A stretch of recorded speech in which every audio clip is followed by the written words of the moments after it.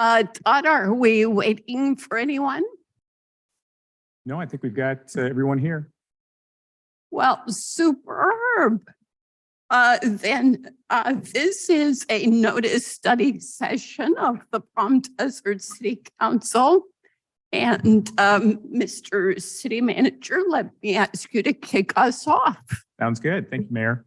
About a year ago, city staff reviewed with the council some of the trending that was going on with response times, construction, and how that was impacting our public safety services on the north side of Palm Desert.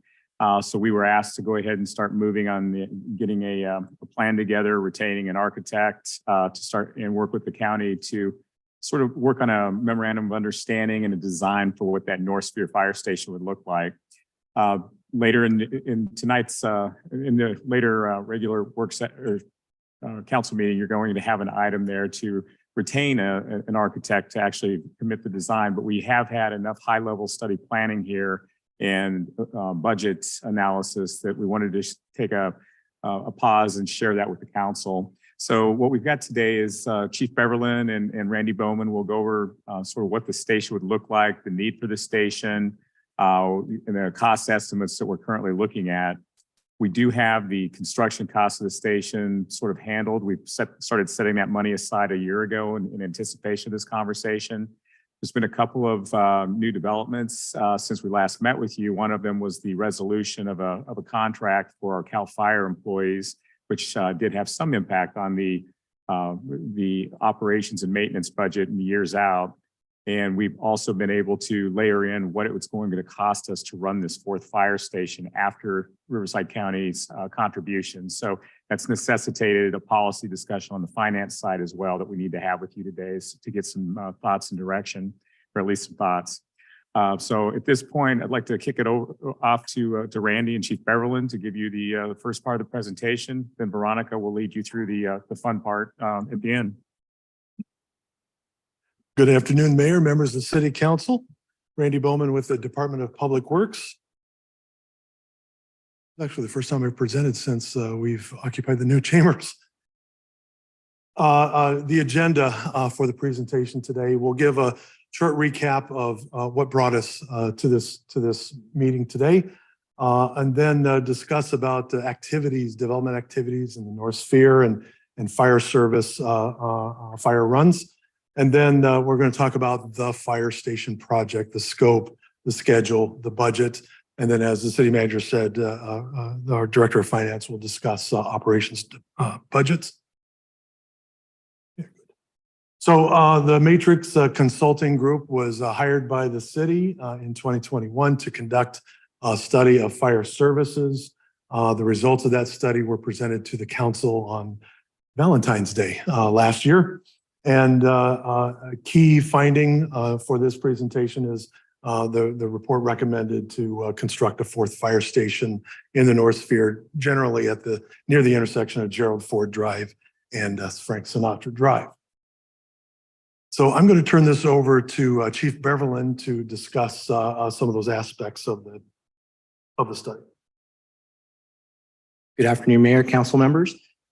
So basically what you see on this slide is just some of the challenges that we're experiencing and anticipate that some of those challenges will begin to increase in years moving forward. So the map that you have in front of you basically is a map that shows where the fire station will be there. It's labeled UNIV, and that's the location of where the new fire station might be.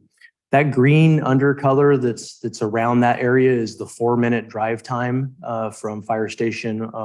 We've been numbered at 102. And so what you see is that that's the 4-minute drive time. The red dots indicate actual incidents from 2021. And so what you see there is that inside the city limits, you have 1,164 calls inside the city, and then the blue dots are the ones that are in the county area. Yes, ma'am.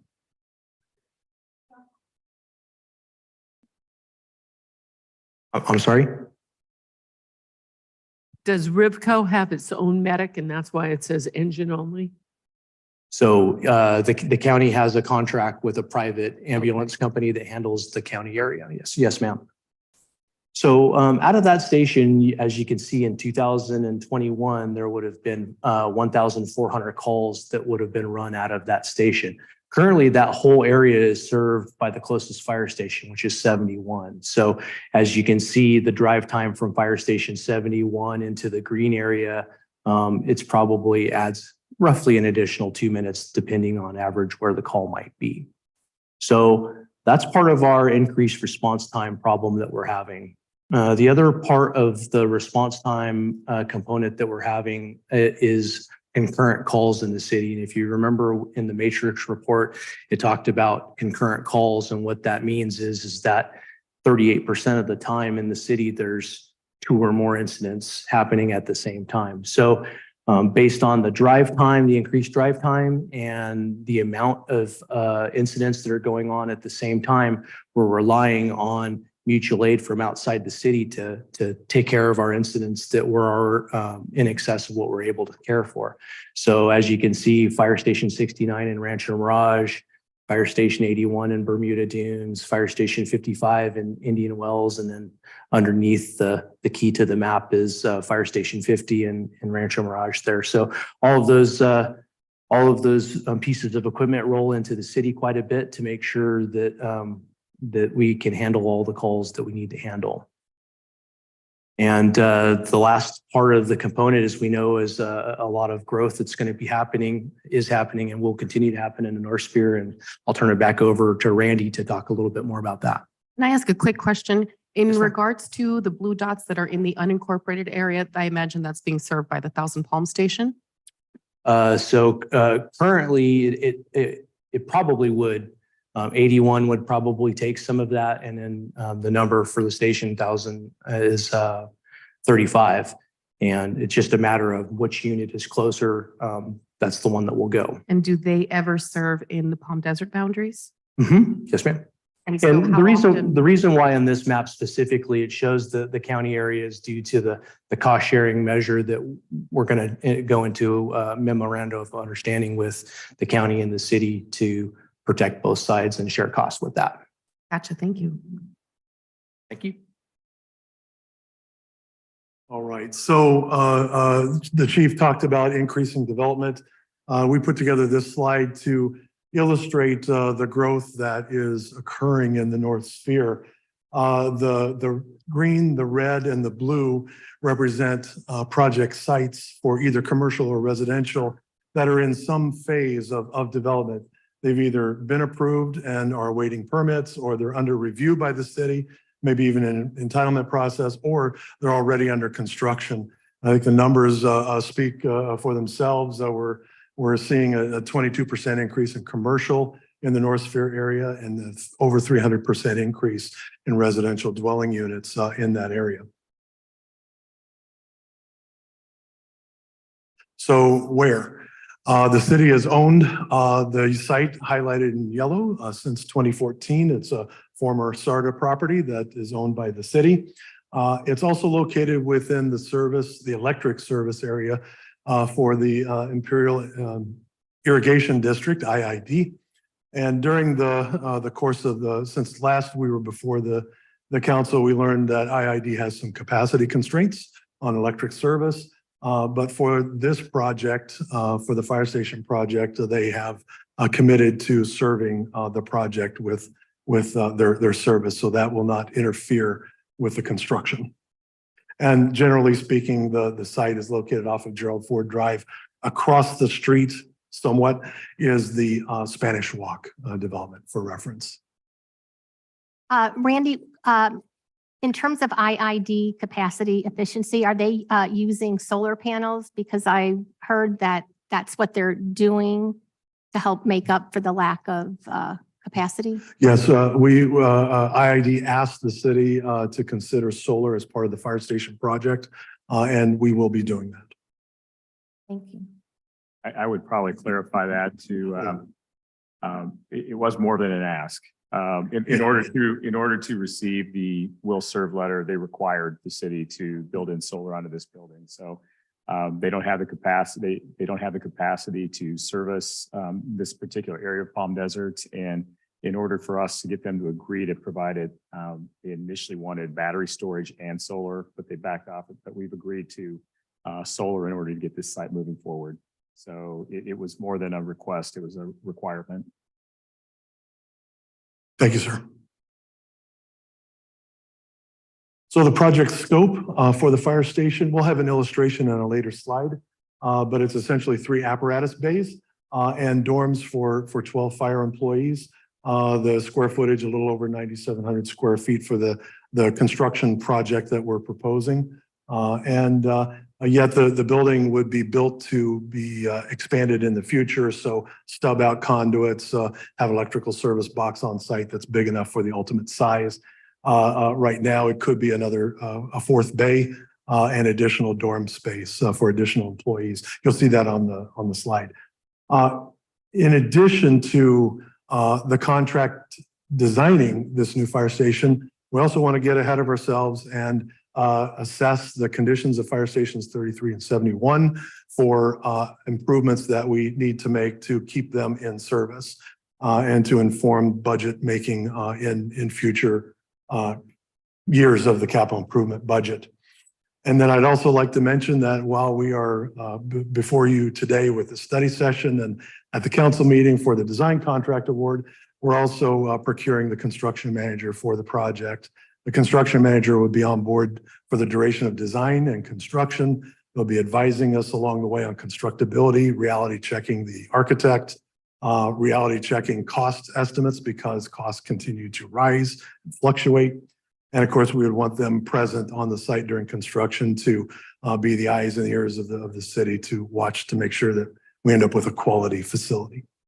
In addition to the building and the site improvements like the parking, et cetera, there's also offsite improvements that will be necessary to be constructed for the fire station. And essentially, it's widening of Gerald Ford to 2 lanes from Frank Sinatra north past the fire station location to the west. And it'll include a traffic signal and a median cut to make sure that fire has a safe ingress and egress to the site. There's presently a median there. And we're coordinating the location of the access point with the access point that was already approved by the city for the Spanish Walk development.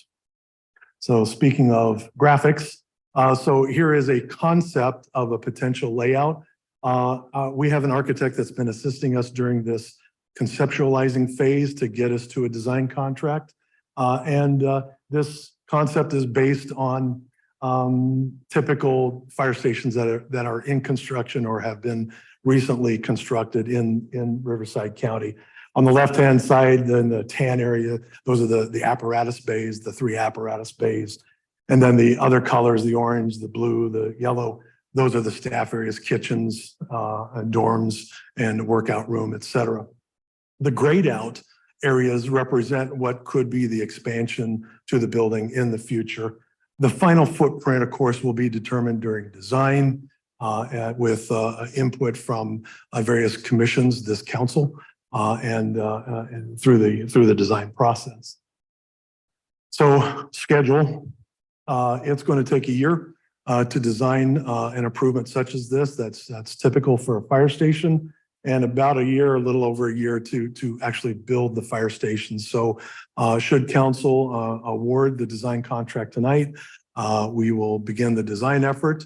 And we're including efforts for CEQA analysis. Of course, we play the role of a developer with this project and the entitlement process. So various boards, commissions, et cetera, will be engaged during the process. Of course, as I said, the construction manager will that we want to hire will also be assisting us in reality checking the designer along the way. Highlighting that schedule, tonight at the city council meeting, we have the design contract award. Coming up next month, we want to bring before you the award of the construction management contract. Then after that, we want to bring forward to you the contract award for the design of the offsite improvements. We expect about a year from now to be bidding out the project and then completion in later on in 2025. And then money. So the project is currently estimated to be approximately 23.4 million. There's a typo on the slide. The numbers need to add up, right, Finance Director? So the number up top on the left, the 15 million plus, that number goes down because when we initially put the slide together, we had an estimated cost for design. Well, we know what that design could be based on the design award recommendation tonight. So we estimated about $1 million for design, and it came in under budget. And you have that in your packet for tonight. So design costs, construction, an allowance for should the city want premium enhancements for the fenestration, for landscaping, for screening, those things to make it a Palm Desert worthy building. Construction management and inspection, soft costs, furniture, fixtures, equipment, et cetera. And then also we broke out the expected costs, anticipated costs for the offsite improvements, and then balancing that off with the, on the left-hand side, the funding sources. May we pause to give thanks to our city manager and our staff and our mayor at the time, Jan Harnick, for exacting $2.5 million as an arena contribution. Thank you. Last I had on this slide, because we're seeing fluctuations in the construction market, we've added inflation and contingency to these dollars to protect the budget amounts that we're expecting for the project. If you have any questions, we can answer those now, or I can turn this over to our Director of Finance. My question is, earlier you mentioned that there would be support from the County of Riverside to support the fire station. Is that something that will be an ongoing cost, or is that just in the initial support?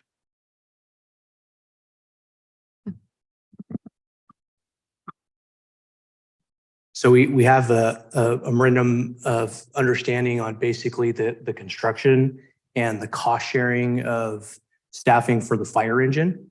And that would be ongoing. And then part of that is based upon a formula that we've both agreed to, which basically looks at that map at current time. And we will reevaluate every year to kind of see, how many calls are in the county area, how many calls are in the city area. And if anything gets out of whack or those percentages change, then that funding mechanism we can discuss and see how we would want to break the cost down even further.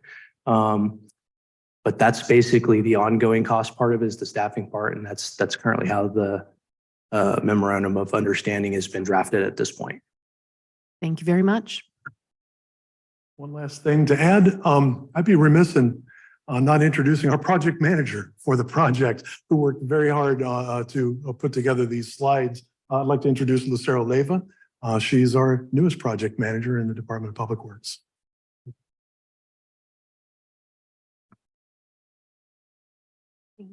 And to quickly clarify my prior thanks, the reason we are so grateful for that arena contribution is that it's clear the arena is producing impacts, demands on our entire public safety structure. So it's exceedingly important contribution to cover impacts. Any other questions before we steam ahead? Okay. Okay, so we'll jump into the ongoing costs that we were just referenced. Originally, when Todd asked us to take a look at the operations, we did this and looked at our traditional costs. The city traditionally transfers about $4 million to cover fire services. The resources we have for fire don't exactly cover all of the costs. By adding the Station 102 incrementally over time, you can see on this slide that by the time we get to 28-29, we're at a $9.5 transfer in from general fund to fire services. At the time, that was a number that seemed difficult to cover. But following that, we had a meeting with Chief Beverlin and his team, and they apprised us of the labor negotiations with the state and the issues that would be coming with that. And so we took another stab at it. The chief and I went through and looked at the numbers.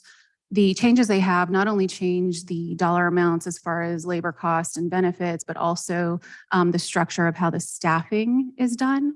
And so it's an immediate effect to fire services. So as you can see, we have a revised number for 22-23 based on that. And that number will be coming to you for a mid-year adjustment, obviously. But as far as carrying it out to Station 102, it exacerbates that deficit out in 28-29 to about $16.7 million. And that is taken into account a conservative growth in revenue, a conservative growth in expenditures, but it does show an incremental growth over time to that $16.7 million number. What that does not consider is that if we fully engage the cost that we have for the fire truck that would be housed at Station 102, that potentially could be an additional $3.5 million. And that's just based on what it costs us to have the one at 33 right now. So I didn't feel comfortable adding that to this calculation, but I just wanted to note that. I have a pretty basic question. If you could go back to the last slide, what is the fire tax that shows up on our property tax? Which is that? The $60 fee is the Prop A fire tax. It is. Yes. Okay, so I'm looking at it. It really doesn't grow very much, and yet we had talked previously about a 308% increase in residential units. Right. And it doesn't. Is that what the first assumption is there, or because it doesn't? So from a financial aspect, as far as projecting out, it's uncomfortable to assume that that growth is going to be there. So Okay. I try to flatten it out and just do a constant growth over the time period. But if I knew exactly when they were coming in and I could count on it, I could include that. I just took a more conservative approach with that. Okay. There are no other questions. The next step was to kind of see what that would do to, our revenues and expenditures and the reserve as it stands. And so what we did was we tried to take a look at if we even maximized the reserve, what impact that would have. And after the 28-29, we still show a deficit with growth in revenues. So that means the revenue sources that we currently have are not sufficient to cover the growth that we are going to see from fire. So the next step is, what can we do? So we looked at various sources that we could potentially reach out and, create additional revenues for the city. The first one we looked at is, what if we double Prop A fire tax? And by doubling that, it does require a 2/3 approval, but by doubling it, we would probably get anywhere from $2 to $3 million. When you're looking at 16.7, that does not cover what you need. And it's also, the burden is carried it's carried by the homeowners. So we thought that wasn't the best idea. Then we moved on to, what if we increase transient occupancy tax 1%? In doing that, we would only receive about $2 million extra. And again, that does not cover the need. And it would put us in the higher level of what TOT is charged throughout the valley. We then took a look at increasing sales tax and doing a general district tax. That change would require a majority vote. And the district tax of 1% would generate $26.1 million per year. That's the estimate we received from our sales tax consultant. The one restriction to a district tax is that any local jurisdiction that has authority within Palm Desert can come in and assess a district tax. So if we are not basically the first, we are left with what is left of that 2%. So if the county came in and decided to apply a district tax within Palm Desert, we're left with the residual. So that's a consideration in that. It does reach the revenues that we need. We also looked at creating a service. Could Yes. you go over that again? Yes. That's new to me, so go a little slower so I can absorb it. What is the applicable district? So the district would be the city of Palm Desert. And within the city of Palm Desert, either the city or the county or the state essentially could come in and assess what they call a district tax. The max district tax is 2%. And so collectively, we can't have more than 2% district tax. So if we are not basically the first out, we're left with the residual. So if there is a greater need later, we could be stuck and be in the position where it doesn't meet the need that we have. Does that help? Yes, it helps immensely. This is powerful, new information for me. So the study session has earned its name. The other thing we talked about was potentially a services CFD. And what that would do is when developers came in, it would be basically a requirement of development pre-entitlement.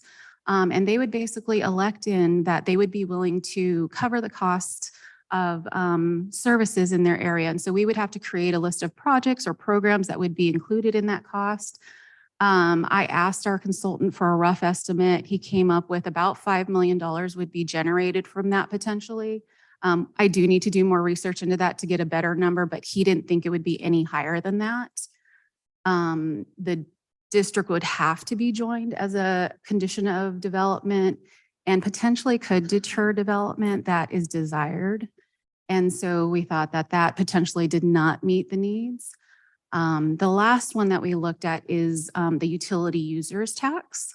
And that's one that we currently do not have. It's a majority vote. UUTs throughout the state are generally between 15 and 20%. And a 15% UUT for the city would generate approximately $10 million. And the UUTs have a sunset clause. So they're 5 years long, and after 5 years, if it hasn't met the need, you have to go back out and get it approved again and ask for an extension. The issue with that is it is covered, the burden is carried by the residents. And when I tried to look at other cities that were of our same size that had UUTs at 15%, it was generally about a $30 per month charge to each resident. They do have most of them have a clause that says you can't assess it to affordable housing. And so it does create a greater need for those that aren't. More questions. Okay, we say the UUT, a 15% of Revenue. from utilities? Yes. So 15% of your current revenue is what they're saying is the max that you could request, up to 20%. That's what is palatable, basically. And so you would generate that off of an assessment that is applied on their utility bills, and it adds an increase to their utilities basically on a monthly basis. Okay, so what utilities would be included in that? We would have to determine that. So it could be one or all. Correct. I see. And does that include a business property owner as well? Or is it any utility except for someone who might be a resident of low-income housing? That is a good question. What I read was mostly residents, but I would have to look into that more. Thank you. Can you clarify the approval rating in 22? Is that a focus group? Is that a study? Is that compared to other cities? How did we determine that? That is overall in I believe it's 2022. I have that slide coming up so we can look at those. But Thank you. yes, thank you for asking that. I do have one question. Of course, Sorry. if you repeated that immediately after everyone opened their most recent cash bill, you might get a different result. Exactly. Mr. Truppi. Thank you. The CFD, it says it may generate an additional $5 million annually or in Annually. total based on the amount of developable land. Okay. Annually. So Got it's it. a services CAD, so CFD, so it's applied annually. Yes. But once we're built out as a city, that disappears because there's no more developable land. Got it. Okay. Right, it's my understanding that it stays on the homeowner's tax bill for 25 to 30 years. So they'll, and it does deter development, and it makes housing more unaffordable in our housing crisis. So there's actually two types of CFDs. One CFD is intended for infrastructure when developers come in and they ask for assistance. That one has a 25 to 30 year because it usually has a bond associated with it. A services CFD is in perpetuity. So they would be assessed this fee as long as they own the home because they are agreeing to cover their services of police, fire, whatever we list on the project list for the time that they own their home. Got it. So we're talking about homeowners, not the developers. Ultimately. Got it. Okay. Any other questions?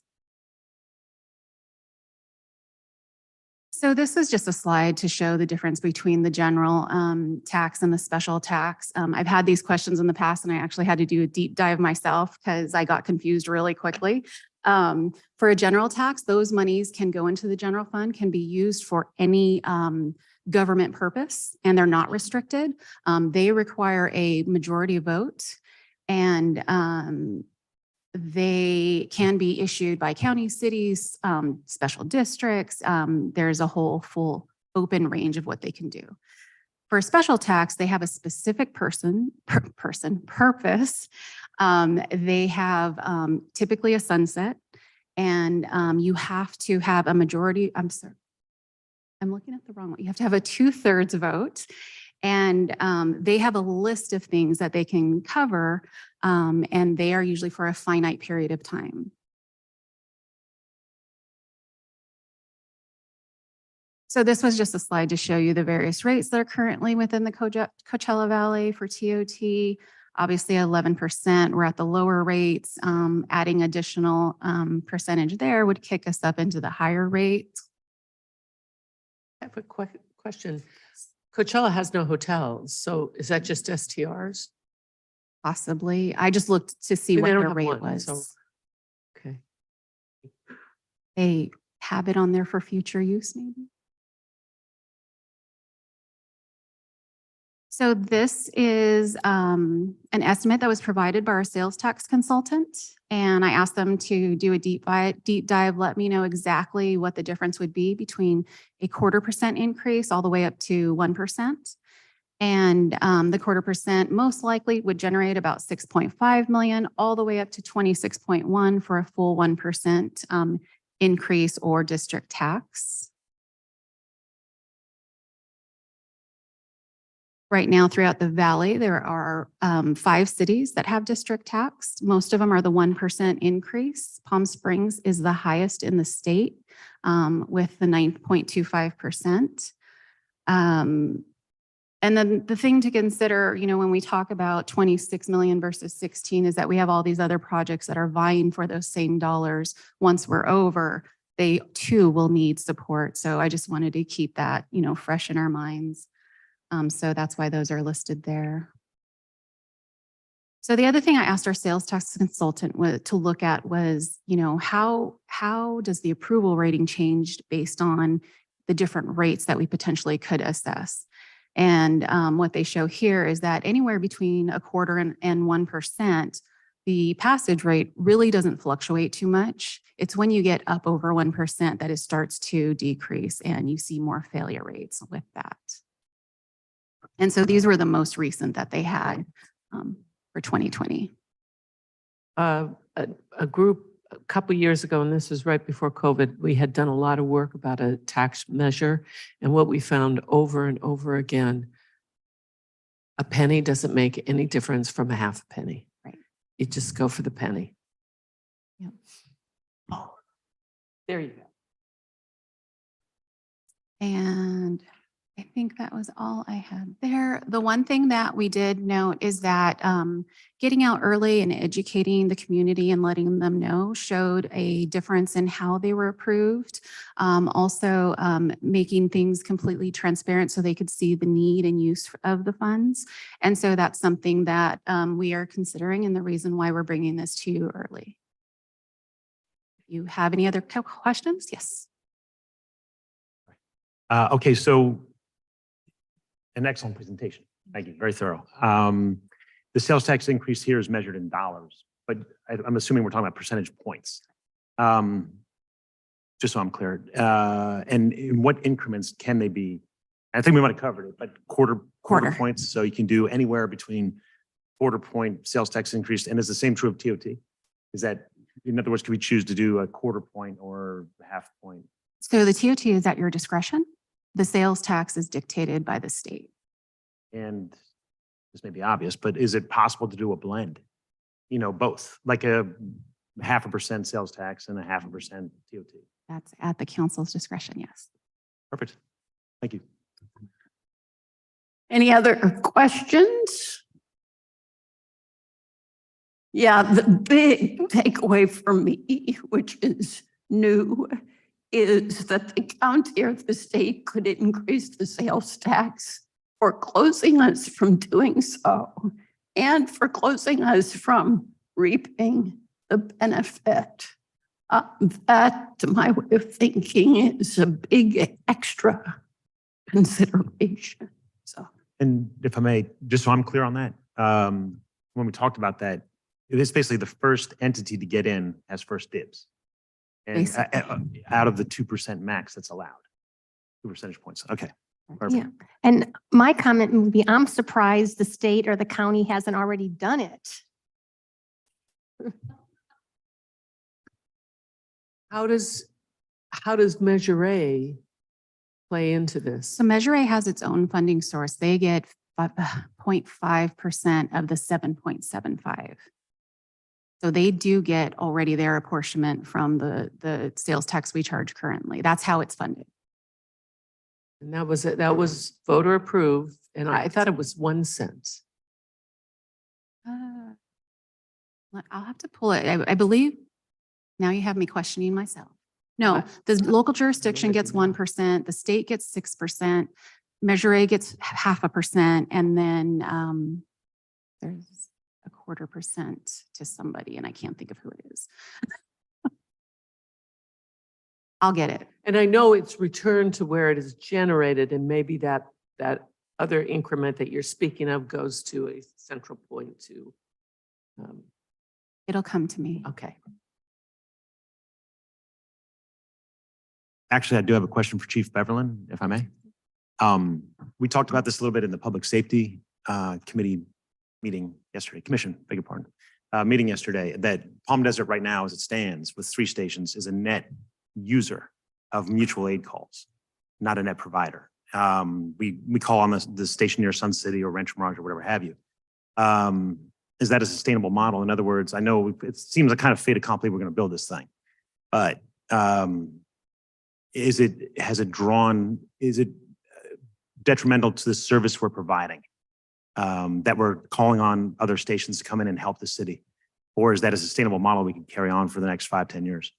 So I think that, it's hard to look at the totality of the system in its whole entirety. So it's 96 stations, 100 pieces of equipment throughout the county.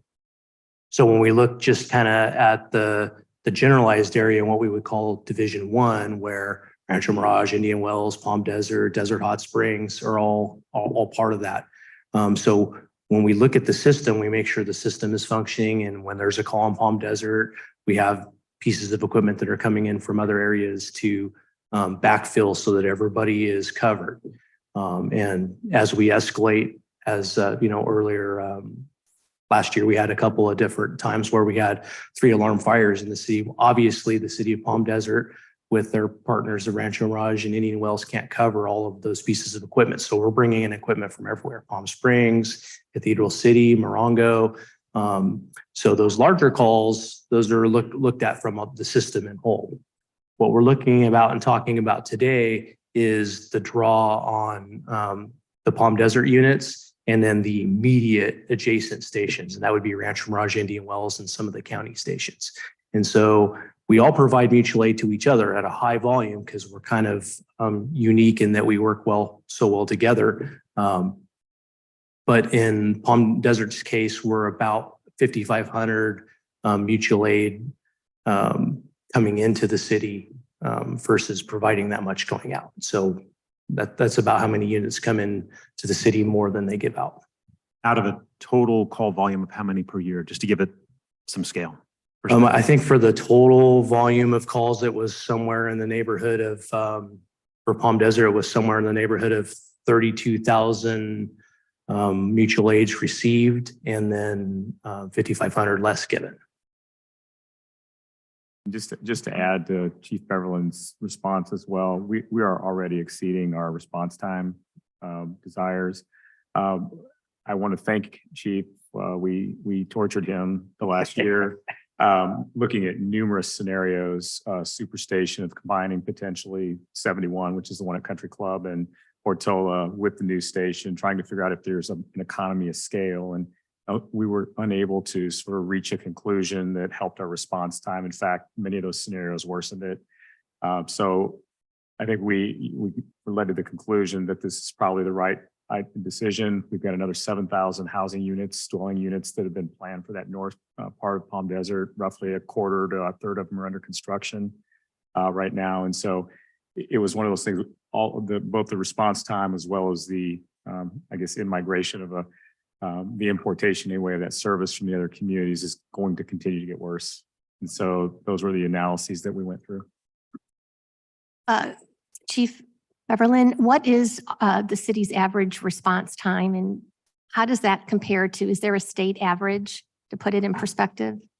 So over the last 5 years, our average response time is 4 minutes and 28 seconds. Riverside County Fire Department in this environment, what we would call an urban environment, we would like that response time to be 4 minutes or less, and that's a national standard that is set forth by the National Fire Protection Association. And you can find that information. It's also included in the matrix report. Comparatively speaking, we'll choose Indian Wells. Indian Wells had a 3.99 average response time over the last 5 years, which is within the acceptable realm of the 4-minute response time. Ultimately, the city gets to choose what the response times are and look like, but that is the nationally recognized standard from NFPA. If I could quickly clarify, I made a mistake. So it's 6% to the state, 1% to the local jurisdiction, 0.25% to transportation, and the 0.5% or the half goes to the public safety fund. Great. Does that conclude this topic? Yes, it does. And we have a second topic brought to us by our city clerk.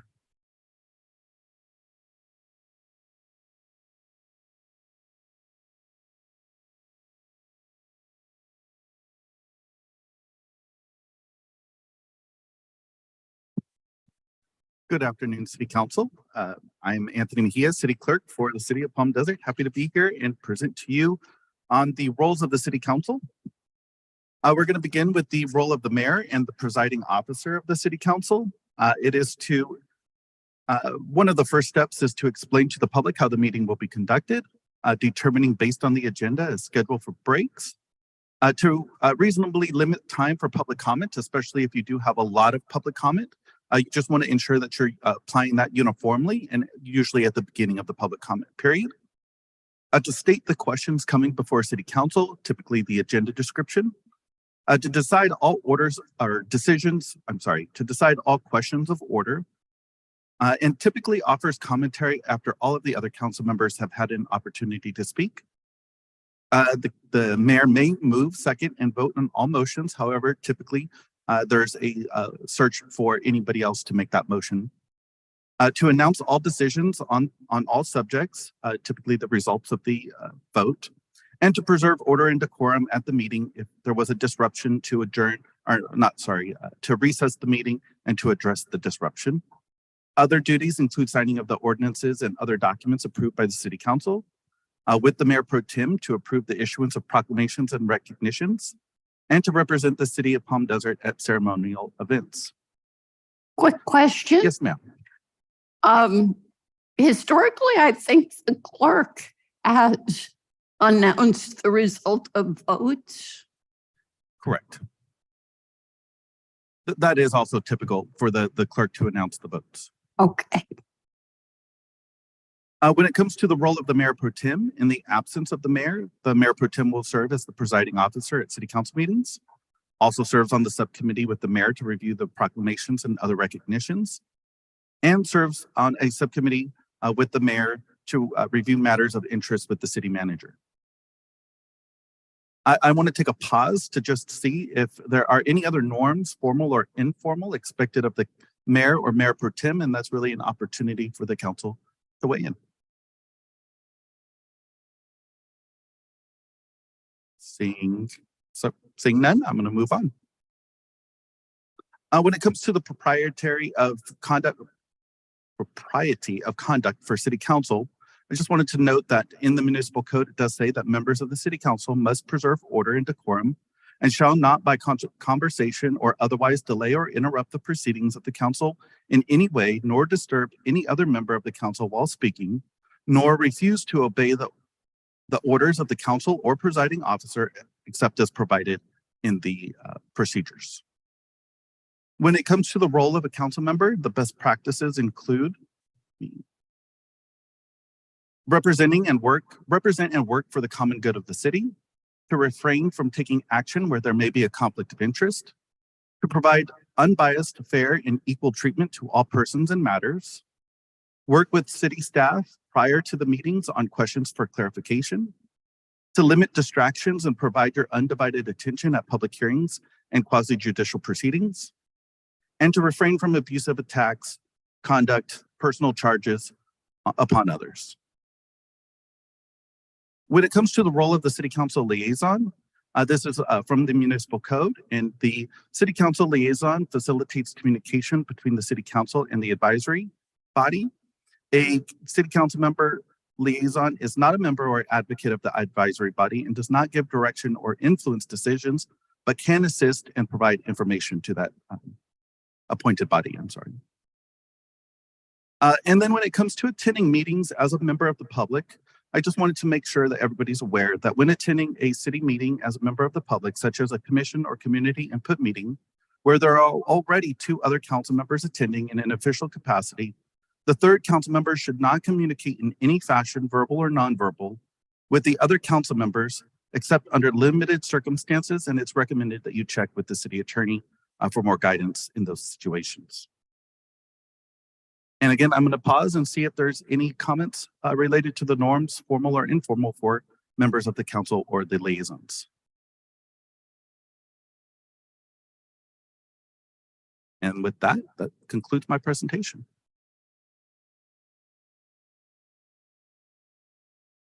Let me just explicitly invite our newer council members to vocalize if there's anything in there that struck you differently from your expectations or experiences. None. I think everything is rather concise and well delineated. Agreed. Thank you.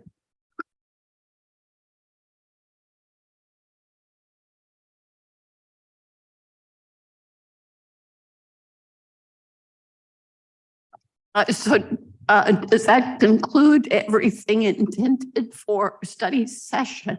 Yes, we're concluded until the closed session. And because of the notice, I presume we do need to come back at 3:30 to commence closed session. Yes, Madam Mayor. And should we come back here first? We should come back here to open the meeting. Excellent. Yes. Thank you.